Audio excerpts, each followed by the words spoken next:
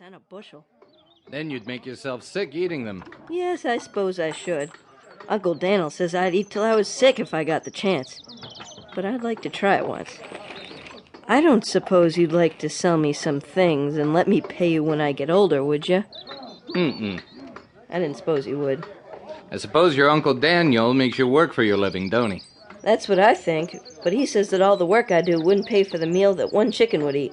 And I suppose it's so, for I don't like to work as well as a feller without any father and mother ought to.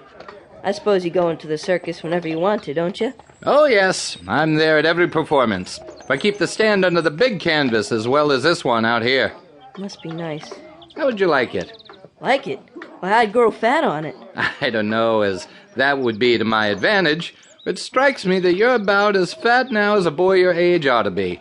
But I have a great mind to give you a chance. What? Yes, I have a great mind to give you a chance.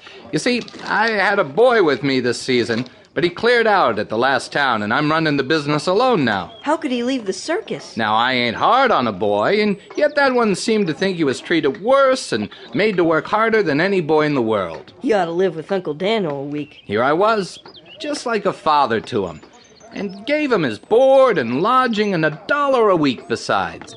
Could he do what he wanted to do with the $1? Of course he could. I never checked him, no matter how extravagant he was. And yet I've seen him spend his whole week's wages at this very stand in one afternoon.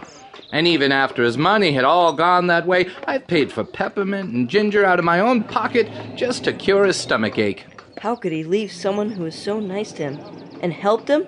Here, take some more peanuts. Thank you.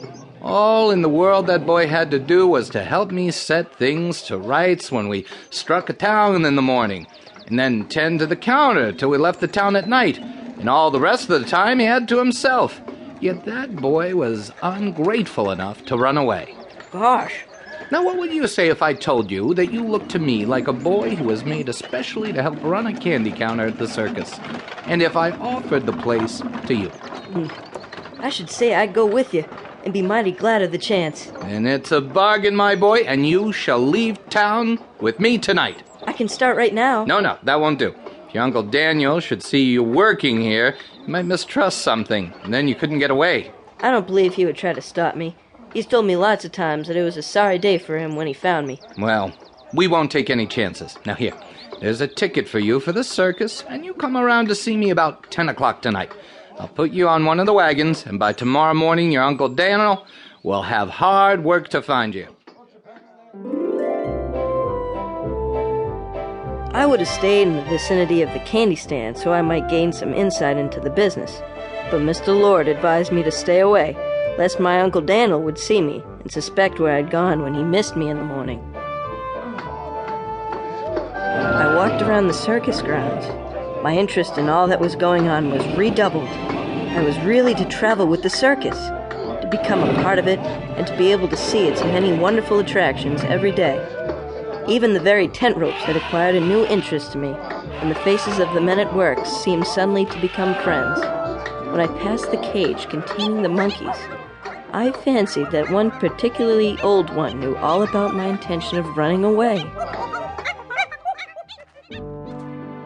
After the performance was over, I stayed on the lot, but had to return home at dinner time since I needed a few things to take with me. I was not in a very pleasant frame of mind. I began to feel for the first time that I was doing wrong, and as I gazed into Uncle Daniel's stern, forbidding-looking face, it seemed to have changed somewhat from its severity, and caused a great lump in my throat, as I thought that perhaps I would never see it again. Bless my heart! What ails the boy? Are you sick, Toby, or what is the matter with you? No, I ain't sick, but I've been to the circus, and I got a good deal to eat. Oh-hoo! You spent that cent I gave you, eh? And ate so much that it made you sick.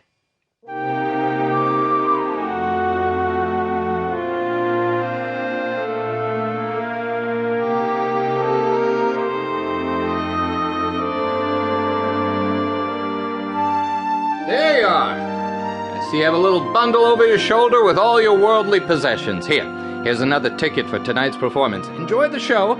I shall see you afterwards. I'll pack up your bundle with my things, and then you'll be sure not to lose it.